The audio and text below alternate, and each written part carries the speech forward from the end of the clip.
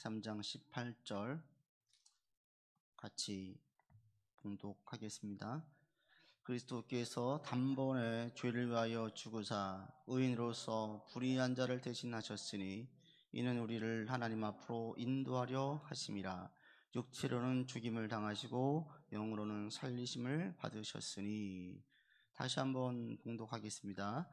그리스도께서 단번에 죄를 위하여 죽으사 의인으로서 불의한 자를 대신하셨으니 이는 우리를 하나님 앞으로 인도하려 하심이라.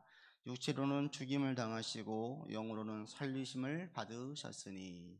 아멘. 선한 행위가 얼마나 중요한지를 사도 베드로가 계속 말하고 있습니다. 그리스도인들 세상에서 어떻게 빛으로 소금으로 감당할까? 또 교회에 대해서 비방하는 자들에게 우리가 어떻게 반응해야 될까? 한 가지 정답은 선한 행위라는 거예요. 그리고 이 선한 행위에 대하여서 분명히 다른 마음을 가지고 얘기하는 사람들이 있으니 선한 양심을 지키려고 힘쓰십시오. 내적으로는 선한 양심에 힘쓰고 외적으로는 선한 행위에 힘쓸 때에 사람들이 말을 할 수 없을 거라는 거예요. 점점 그리스도 향기가 발할 거라고 이야기합니다. 그러면서 이 고난, 선한 행위가 올 때 고난이 따라오는 게 너무 당연한데 이 고난에 대해서 우리가 어떻게 견딜 것입니까? 라고 얘기할 때에 예수 그리스도를 언급하고 있습니다. 예수님을 보라. 예수님께서 어떻게 고난을 겪으셨는지.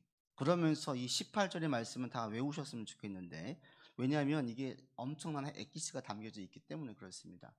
이 18절을 보시면 사도 베드로가 예수님에 대하여서 또 인간에 대하여서 그리고 그리스도인에 대하여서 어떻게 생각하고 있는지가 딱 요약되어져 있어요. 이게 엑기스예요. 첫 번째 볼 때에 그리스도께서 죽으셨습니다. 십자가에 죽으셨을 때에 무엇 때문에 죽으셨는지를 딱 얘기하죠. 무엇 때문에 죽었다고 말씀하고 있습니까? 18절에 죄 때문에 죽었다는 거예요. 죄. 사도신경에 보면 다양하게 십자가의 죽으심을 십자가에서 고난을 받으사 빌라도에게 고난을 받으사 이렇게 나와져 있는데 이런 말씀 다 빼요. 죽으셨다. 무엇 때문에 죽었냐? 죄 때문에. 우리의 죄 때문에 죽으셨다라는 거예요. 다른 이유를 다 설명하지 않고 가장 본질, 가장 핵심은 뭐냐면 죄가 문제라는 거예요. 죄. 이 죄라는 게 이렇게 무섭습니까? 예수님, 하나님 되신 예수님께서 죽으셔야 할 정도로 이렇게 죄가 무서운 건가요? 베드로가 사역을 하면서 계속 고백되어진 게 뭐냐면 죄라는 게 진짜 무섭구나예요. 성경에서도 계속 일관되게 이해하게 하는 말씀들이 이겁니다. 다양한 사람들, 다양한 배경들을 반복해서 보여주면서 계속 경계할 게 뭐냐? 딱 한 가지입니다. 죄. 창세기를 보게 되어지면 이게 분명하죠. 맨 처음에 하나님께서 에덴 동산을 만드시고 아담과 하와가 있게 하셨습니다. 선악과를 따먹으면서 죄를 지었습니다. 죄를 짓고 나니까 제일 첫 번째 어떤 모습이 나와요? 인간이 하나님을 피해요. 이전에는 하나님과 함께 있는 것을 즐거워했던 자들이 하나님을 피하고 숨어요. 단순히 불편한 관계가 아니라 피하는 거예요. 두려운 거예요. 죄가 여기서 머뭅니까? 그 다음 죄가 점점 확장되어지고 커지는 걸 볼 수 있어요. 죄가 들어가니 형제가 형제를 죽여요. 시기와 질투로 에서가 가인이 자기 동생인 아벨을 죽이죠. 하나님께서 말씀하셨습니다. 죄가 너 앞에 있으니까 죄를 다스려라. 죄를 다스리지 못해요. 죄가 다스림 받지 못하다 보니 그 죄로 인해서 자기 친동생을 죽여요. 이게 더 죄가 커집니다. 그러자 이제는 자기의 능력으로 사람을 학대하고 죽이는 거를 자랑으로 여겨요. 처음에 죽였을 땐 두려움이 있었지만 뻔뻔함도 있었지만 나중에는 이걸 자랑해요. 노래해요. 라멕이 노래합니다. 그러면서 이게 얼마나 죄에 대해서 대범한지 가인을 위해서는 벌이 7배라면 자기 라멕을 위해서 누군가 자기에게 그렇게 가하면 벌을 77배를 받을 것이다. 아주 자신감이 있어서 죄에 대해서 대범해지고 사람들을 학대하고 죽이는 것을 자랑으로 여기는 소수의 사람이 생겼습니다. 죄가 더 커집니다. 노아의 홍수 직전에 어떤 일이 있는 줄 아십니까? 사람의 행위가 부패해졌다 그래요. 부패라는 것은 썩었다는 거예요. 인간이 썩어버렸어요. 속사람이 썩어버렸어요. 속사람이 썩으니까 뭐와 똑같아요? 동물과 똑같아지는 거예요. 동물의 세계와 똑같은 삶의 모습들이 노아의 홍수 직전에 만연했었습니다. 라멕, 소수의 사람만이 죄에 대해서 자랑했던 것들이 온 인류의 사람들이 전부 다 악을 도모하면서 모든 사람들이 누군가를 누르고 무엇인가 취하고 높은 자리에 올라가고 사람을 죽이는 것에 대해서 자랑하게 되었어요. 죄가 계속 퍼지는 거예요. 죄는 인간을 창조한 하나님을 멀리하게 만들었습니다. 마치 이것은 아주 몹쓸 자녀가 부모님 몰래 재산 빼돌려가지고 나가서 멀리 떠나서 그 재산 다 탕진하고 고향에 가지는 못하겠고 부모님 별 면목은 없고 그렇다고 계속 두려움은 있고 그러면서도 가지 못하고 고향만 바라보고 있는, 그러면서 한편으로 허함과 두려움이 함께 있는 이런 사람이 바로, 이런 몹쓸 자녀가 바로 우리 인간이라는 거예요. 죄를 지으니까 하나님에 대한 두려운 마음이 생겼어요. 태초에 하나님이 인간을 창조하실 때 인간은 하나님을 두려워하지 않았어요. 근데 지금은 하나님을 알지 못한 사람들이 하나님을 두려워해요. 무서워해요. 그리고 죄를 짓는 사람들은 불편해해요. 그리고 죄는 사람으로 하여금 안전한 곳에서 살지 못하게 했습니다. 태초에 아담과 하와가 하나님께 죄를 짓고 에덴에서 쫓겨났겠죠. 에덴이라는 곳은 가장 안전한 곳, 가장 좋은 곳이었어요. 죄는 인간으로 하여금 더 이상 안전하고 좋은 가운데, 행복한 가운데 살 수 없게 만들었어요. 그래서 늘 인간 가운데 어떤 마음이 있냐면 불안한 마음이 가지고, 불안한 마음이 계속 쏟아지고 있어요. 전 세계 열풍 불었던 드라마가 오징어 게임이잖아요. 오징어 게임. 456억의 상금을 타기 위해서 서바이벌 경쟁을 벌입니다. 거기서 유명해진 말이 깐부예요. 깐부. 우린 깐부잖아. 우린 친구예요. 같이 팀을 이루었어요. 우린 절대 배신하지 말자. 근데 어떻게 됩니까? 456억의 상금을 타기 위해서 결국에는 깐부라고 여겼던 사람을 속여야 되는 거예요. 구슬로 홀짝을 내게 해요. 속여요. 이게 단순한 드라마가 아니라 이 서바이벌, 생존 경쟁을 벌이고 있는 사회 속에서의 인간의 단면들을 계속 보여주고 있어서 전 세계 모든 사람들이 공감한 거예요. 진짜 그렇다. 같이 있지만 계속 불안해요. 아무리 큰 철옹성을 쌓고 무인 카메라를 설치해도, 경비를 세워도 사람이 드나들면 불안해요. 낯선 사람이 오면 불안해요.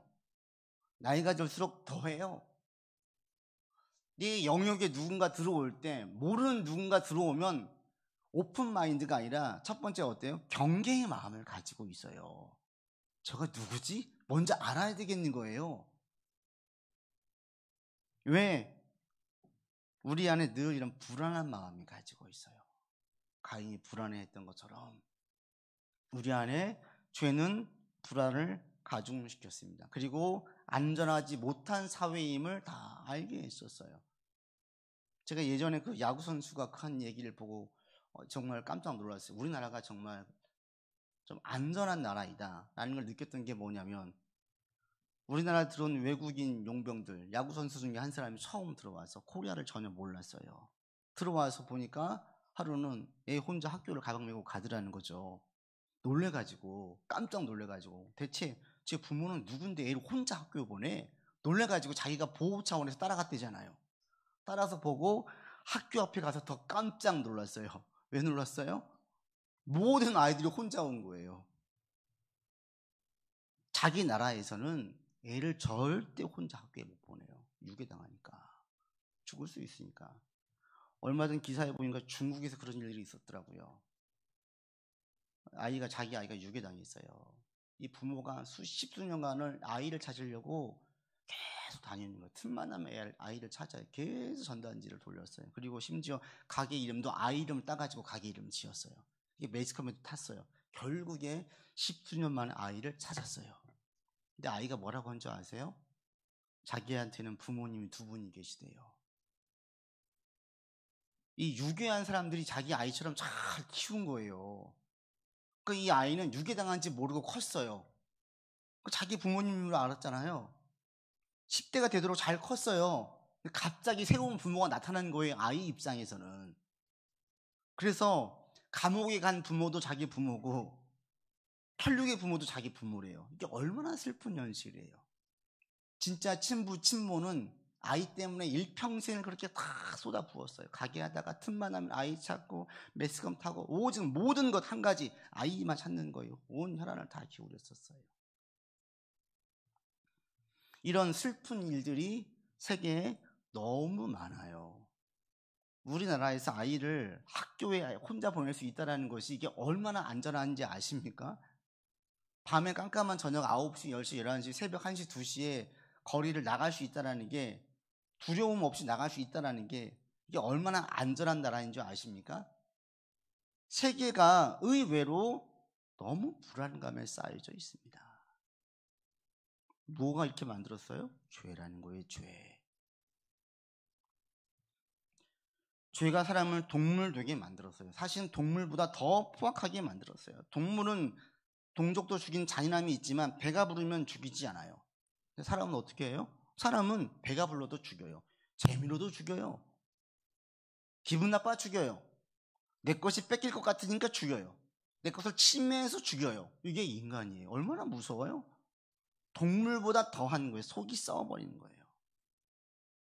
죄의 문제가 해결되지 않으면 사람, 그 공동체에 죄가 계속 미치면 우리는 늘 긴장하고 늘 불안 속에 살게 되어져 있습니다. 죄가 만연되어져 있는 사회를 보십시오. 거기 있는 모든 사람들은 불안합니다. 불안해요. 안전함이 없어요. 이게 작게는 우리 개인에게도 똑같습니다. 내가 죄를 짓잖아요. 불안해요. 내가 죄를 짓잖아요. 하나님을 멀리해요. 늘 긴장해요. 혹시 여러분 가운데 이게 죄인 줄 알고 있는데 그 죄 속에 거하는 분이 있습니까? 회개하셔야 돼요. 그리고 돌이키세요. 왜? 죄가 좋아서 죄인지 알지만 그 죄가 준 유익이 있어가지고 죄를 놓지 못하면 어느 순간 갑자기 확 불안해져요. 내가 갑자기 정말 죄를 지으면서 큰 돈을 벌었어요? 어느 순간 불안해지는 거예요. 혹시 이놈의 자식들이 나중에 내 돈 빼돌리면 어떻게 하나. 늘 자기 자식까지도 불안한 눈으로 바라보고 있어요. 큰 돈을 가지면 가질수록 늘 마음 가운데 쫓김이 있어요. 그리고 마음 한켠에는 공허함이 있어요. 허탈해해요. 인생이 말년에 다가올수록 허탈해해요. 내가 지금 뭐 하며 살았나. 말하지 않지만 그래요. 죄와 타협하지 않는 여러분들 되기를 바랍니다. 아멘. 죄와 타협하지 않는 여러분들 되기를 바랍니다. 그리고 여러분 지금은 더 어느 때보다도 더 하나님과 함께하는 시간을 힘써 가질 때입니다. 지금 모든 봉사가 다 중단되었어요. 지금이 하나님을 더 친밀하게 만날 수 있는 기회로 삼으시기를 바랍니다. 봉사할 수 없잖아요. 말씀 가까이 하시고 기도 가까이 하시고 그리고 하나님께 찬양하는 것을 더 가까이 하시는데 여러분 되기를 바랍니다. 그래서 하나님과 깊고 친밀한 개인의 관계를 더 돈독히 맺으십시오. 그리고 이 나라 임종을 위해서 기도할 때입니다. 3월 대통령 선거가 얼마 남지 않았습니다. 우리가 가장 힘써서 기도하는 게 무엇입니까? 하나님의 공의가 있는 나라가 되도록 덜 불안한 사회가 되는 데에 합당한 지도자, 그나마 조금 나은 지도자를 선출해야 되는 거예요. 하나님, 이 나라가 서로 의지하고 신뢰할 수 있고 살 수 있는 이런 나라가 되기를 원합니다. 동물, 약육, 강식의 세계가 아니라 선의의 경쟁을 하지만 상대를 죽이지 않고도 약한 자도 함께 살 수 있고 패한 자도 함께 살 수 있는 이런 나라가 되기를 원합니다. 이게 우리가 추구해야 될 대한민국이에요. 그래서 여기에 조금이라도 이바지할 수 있는 누군가가 나올 수 있도록 하나님 도와주십시오. 이게 우리의 기도여야 합니다. 죄가 사람을 망쳤습니다. 죄가 세상을 망쳤습니다. 그리고 죄가 계속 사람을 망치고 있고 세상을 망치고 있어요. 그런데 일반 사람들은 죄를 별로 무서워하지 않아요. 왜 무서워하지 않아요? 다 죄를 저지르니까. 죄만 저질러요? 죄를 저지른 놈이 더 잘 살아요. 어떤 경우는 장수해요. 뻔뻔해요. 세상에서 인정받아요. 그러자 죄에 대해서 대범해져요. 죄를 경계하지 않아요. 적당히 죄를 짓는 것을 합리화해요. 이게 세상이에요. 그러나 성경에서는 계속 말씀하고 있습니다. 죄는 결코 우리 가운데에 안전을 하게 우리를 보장해 주지 못합니다. 죄는 속성상 안정을 파괴합니다. 불안정하게 만듭니다. 지금 보기에는 그 사람이 안전해 보이고 잘 나가고 있는 것 같지요? 절대 그렇지 않아요. 그 죄가 그 사람 속에 보이지 않는 곳에서 계속 그 죄가 자라고 있어요. 언젠가는 그 죄가 폭발할 때가 옵니다. 하나님의 심판을 받을 때가 와요. 시간이 길어지면 길어질수록 하나님의 심판은 더 크고 무섭다는 사실을 여러분이 아시기를 바랍니다. 저 사람이 지금 벌을 받지 않았어요? 내버려 둬 보세요. 얼마나 큰 벌을 받는지. 이게 하나님의 역사예요. 그래서 사도 베드로는 예수님에 대한 십자가의 죽음을 이야기하실 때 딱 한마디로 말씀하셨습니다. 예수님께서 왜 죽으셨습니까? 죄 때문에 죽었다는 거예요. 이 죄를 사해 주려고.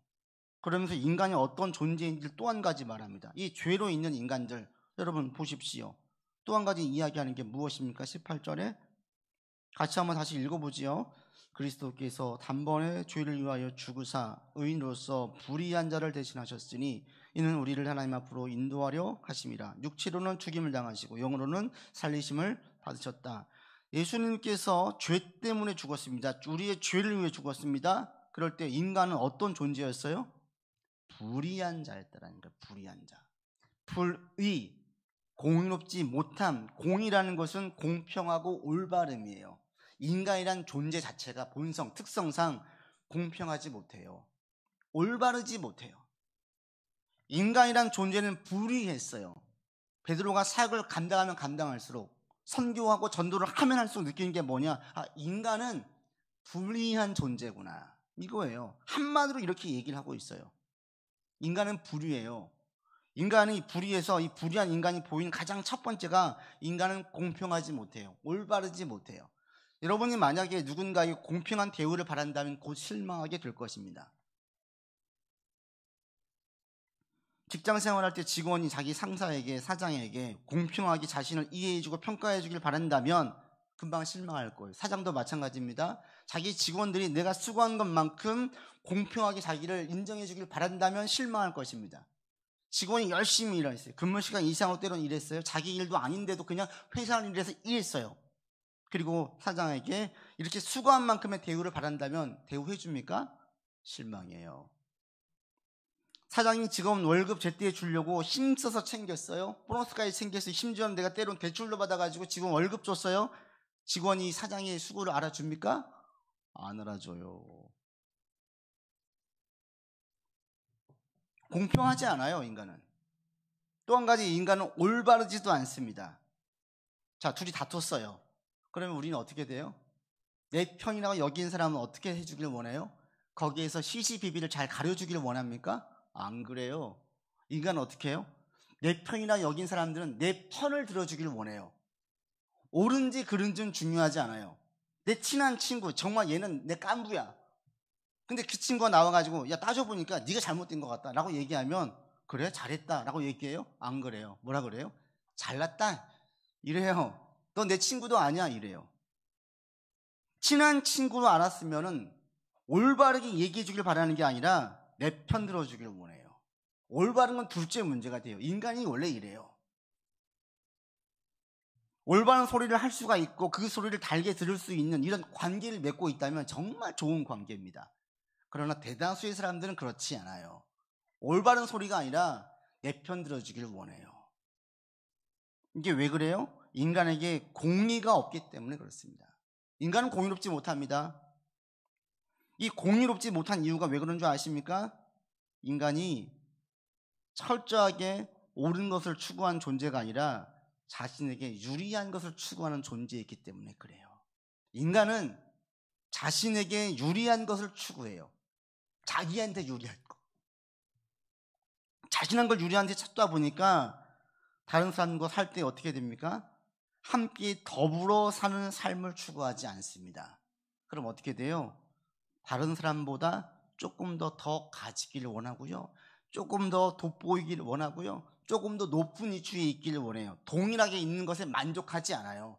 뭔가 차이를 줘야 되겠는 거예요. 그래서 가구 하나라도, 옷 하나라도, 신발 하나라도, 또는 우리 집 자녀라도 무언가라도 뭔가 좀 돋보이는 무엇인가 하나 있어야 되는 거예요. 식탁이라도 하나 바꿔야 되는 거예요. 이게 인간이에요. 왜 그래요? 자기 유익에 힘쓴 인간이기 때문에 그래요. 그러니 그 관계가 어떻겠습니까? 아무리 친해도 친한 친구인데 얘랑 나랑 똑같으면 만족합니까? 본성 한켠에서는 계속 만족하지 못해요. 쟤보다 좀 나은 무언가가 내게 있어야 돼요. 이게 인간이에요. 그래서 이런 관계를 계속 맺다 보니 인간 관계가 늘 불안해요. 그리고 나이가 들면 들수록 이게 더 커지죠. 결론은 뭐예요? 인간이 믿을 만한 존재가 못 되는 거예요. 그리고 인간에게 절대로 내 마음을 다 오픈하지 않아요. 오늘의 친구가 내일 적이 될 수가 있어요. 이런 일을 겪다 보면 인간에게 내 마음을 다 오픈하는 게 미련한 것이라 생각이 되어서 사람에게 실망한 나머지 인간을 의지하지 않게 돼요. 그러니까 찬송가에 있는 가사처럼 이 세상이 험하다는 말이 나오는 거예요. 이 세상이 정말 험하죠. 왜 험해요? 이놈의 인간들 때문에 험한 거예요. 세상이 원래 이렇게 험한 게 아니에요. 이 지구는 모든 행성 가운데 가장 아름다운 곳이잖아요. 그런데 함께 살고 있는, 더불어 사는 인간들이 죄에 노릇되어지자, 죄에 갇히자 불의해진 인간으로 인해서 세상이 험한 거예요. 그러니까 정신 바짝 차려야 되잖아요. 잠깐 조는 사이에 내 코 베어갈 수 있어요. 이게 세상이에요. 세상 사람들은 이 세상을 살 때 다 이런 마음이 얼마나 힘들어요. 그런데 사도 베드로가 말하죠. 불의한 인간들, 우리가 어떻게 됐대요? 하나님 앞으로 인도함 받았대요. 우리가 의인 되었다라고 얘기하고 있습니다. 의인. 하나님 앞으로 나아갔다는 것은 불의하지 않음을 말합니다. 불의한 채로 하나님 앞에 나아갈 수가 없어요. 의로워진 존재가 되어서 하나님께 나아갔어요. 우리 그리스도인들이 새로운 존재가 되었음을 밝히고 있습니다. 우리는 불의한 존재가 아닙니다. 우리는 공의로운 존재가 되는 것입니다. 왜요? 모든 그리스도인의 공통점이 한 가지 있습니다. 모든 그리스도인들은 자기의 유익을 구하는 자가 아닙니다. 자기의 유익을 구한다면 아직 어린아이이거나 신앙적으로 영적으로 어린아이이거나 그리스도를 잘 알지 못하는 자예요. 전 그리스도를 따르겠습니다. 이 말은 그리스도의 유익을 구하겠습니다. 이 말이에요. 그래서 신실한 그리스도인들이라면 그리스도의 유익을 위해서 힘씁니다. 자기의 영광을 위해서 살지 아니하고 그리스도의 영광을 위해서 삽니다. 자기가 돋보이려고 힘쓰지 아니하고 그리스도가 돋보이게 힘쓰는 자입니다. 이렇게 힘쓰다 보니까 불의하지 않게 되어져요. 파괴한 존재가 아니에요. 변덕이 심하지 않아요. 인간은 신뢰할 수 있게 되어져요. 그래서 신실한 그리스도인들은 공의로운 존재입니다. 공평에 힘씁니다. 올바른 것에 힘씁니다. 여러분도 이 땅을 살아나갈 때 이 부분을 꼭 염두에 두셨으면 좋겠습니다. 여러분 공의에 힘쓰시길 바랍니다. 공평하려고 힘쓰세요. 얘가 내 편이니까 무조건 내 편 드는 거, 저 사람 마음은 얻을지 모르겠지만 내 신앙은 지금 변질될 수 있습니다. 우리는 공의로운 자예요. 때로는 쓴소리를 들어도 저 사람 좀 서운해해도 여러분 공의롭게 나가십시오. 그리고 올바름을 추구하십시오. 그럴 때에 우리 주변에 꽤 깊고 친밀한 관계를 맺는 분들이 생겨요. 그러면서 세상이 그렇게 험한 곳이 아니라 한편으로는 살만한 곳이네 라는 고백이 나옵니다. 며칠 전에 함께 신앙생활 했던 권사님들, 집사님들 뵈었어요. 얼마나 좋은지 몰랐어요. 오랜만에 만나서 마음을 터놓고 속 깊은 얘기를 할 수 있었습니다. 그분들이 오셔가지고 진심으로 기뻐해줘요. 또 기도해 주세요. 그리고 그분들의 삶에 대한 이야기를 제가 들으면서 저도 너무너무 기뻐해서 좋은 얘기를 들을 때 함께 기뻐하고 안타까운 얘기를 들을 때 함께 마음이 안타까움이 있었어요. 저도 그렇고 그분들도 그래요. 무엇이 이렇게 만들었어요? 그리스도가 이렇게 만들었어요. 저나 그분들이나 무엇을 위해 힘썼느냐? 우리는 그리스도의 유익을 위해서 힘썼어요. 내 걸 좀 챙기고 내 걸 좀 더 들려고 하는, 저분들 통해서 이용하려고 하는 게 아니라 함께 연합해서 우리는 그리스도의 유익에 힘썼어요.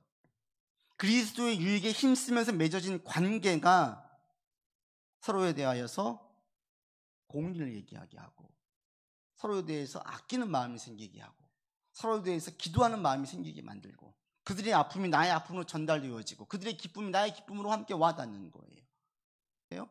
배 아파해요. 자기 남편 긁어요.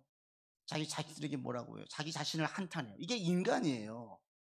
진심으로 그것만 놓고 기뻐해 준 사람들은 누가 있느냐? 그리스도 유익에 힘쓰면서 맺어진 관계가 그렇게 만들어줘요. 다시 한번 감사하면서, 정말 이런 경험들은 세상에서 경험할 수 없는 경험들이지. 지난번 입당 예배 때도 동일한 경험을 했습니다. 어릴 때 함께 신앙생활 했던 친구들, 그들이 자기 걸 다 빼어주면서 헌신해요. 사업 잡고 와가지고 같이 있었어요. 하루에 그 사업 매출 다 포기하고 와가지고 같이 섬겼었어요. 무엇이 그렇게 만들어요? 세상 어디에서 이렇게 하는 데가 있습니까?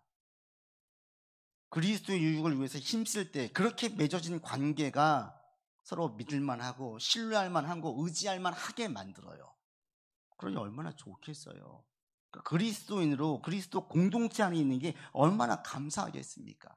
세상은 험합니다. 왜? 온갖 동물들, 온갖 힘센 동물들이 다 잡아먹으려고 하고 있어요. 감사하게도 그 중에 작은 천국이 있어요. 믿는 자들이 모여진 공동체, 그리스도의 유익을 위해서 서로 힘쓰는 관계를 맺는 공동체, 거기에 사람들은 기뻐할 수 있습니다. 우리가 그리스도 안에 있음이 얼마나 귀한지, 그리스도 유익을 위해 힘쓰는 것이 얼마나 감사한지 여러분 다시 한번 깨달았으면 좋겠습니다. 그리고 그리스도 안에서 계속 이런 관계를 서로 맺어져 갈 수 있기를 바랍니다. 서로 위해 기도해 줄 수 있고, 같이 아파해 줄 수 있고, 함께 축하해 줄 수 있고, 이것은 그리스도의 유익을 위해 힘쓸 때에만 이게 가능합니다. 저와 여러분들은 예수의 보혈로 의인되었습니다. 세상은 험한 곳입니다. 사람은 무서운 존재예요. 불안한 존재예요. 그러나 이건 죄 때문에 그렇습니다. 때문에 죄의 문제가 해결된 우리들은 세상의 평화와 안정과 마음을 열고 다른 사람들 대할 수 있게 되었습니다. 여러분이 있는 자리에서 이렇게 힘쓰시고, 주변 사람들이 저를 통해서, 나를 통해서 안정을 얻고, 세상에 그래도 의지할 사람이 있구나, 세상에서 그래도 좀 안전한 곳이 있구나, 이렇게 느낄 수 있는 영향을 주는 신실한 그리스도인들 되기를 주의 이름으로 권면을 드립니다. 아버지 하나님, 예수님께서는 우리의 죄 때문에 죽으셨습니다. 인간이 불의한 존재인지라 인간이 있는 곳은 파괴되어지고 침탈당하고, 그리고 인간이 있는 그 모든 것들은 불안함이 가득했었습니다. 주님께서 우리의 모든 죄를 사해 주시고 우리를 의인 삼아 주심으로 이제 우리가 있는 자리에서 평안을 누리게 되었고 안정을 찾게 되었습니다. 아버지 하나님, 참된 평화와 안정이 나를 주장하고 그리스도 안에 있는 모든 지체들을 함께 주장할 수 있도록 은혜 내리워 주시옵소서. 이 시간 다시 한번 주님만 붙들고 나아가기를 원합니다.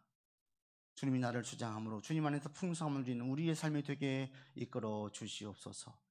우리 구주 예수 그리스도 이름으로 기도드립니다. 아멘.